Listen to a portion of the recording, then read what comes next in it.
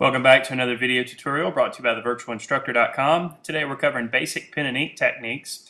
Pen and ink is a popular drawing media, and the first technique we're going to talk about is hatching. And hatching is where you have straight lines that go in the same direction. By placing the lines closer together, you create darker values. By allowing some space, you make lighter values. And all of us have probably heard of the artist Albrecht Dürer, who created a lot of woodcuts and engravings. And he used hatching quite a bit in his engravings and his woodcuts.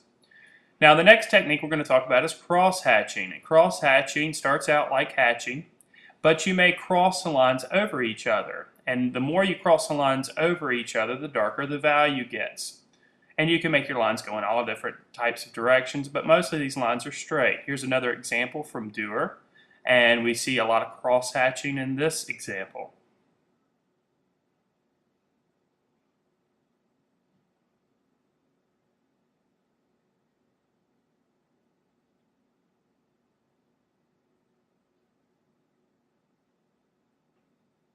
Now, if you decide to let the lines go a little bit crazy, you can create random lines to create value.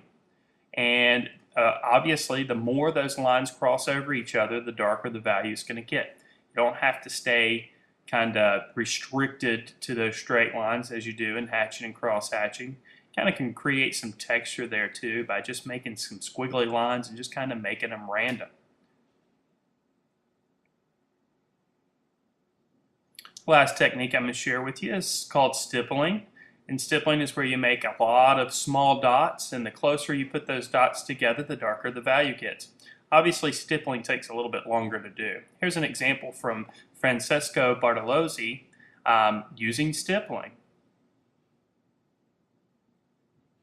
Now, like I said, stippling is very time-consuming, but it does allow you to have great control over your range of value. So you can really build up that value and have complete control over it, so you can really make some very realistic looking pen and ink drawings with stippling.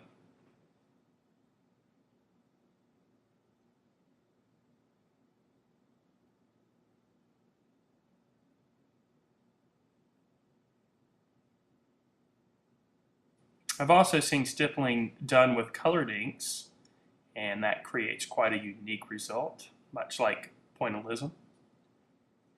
And I hope these ink techniques help you out. This has been another video tutorial brought to you by thevirtualinstructor.com.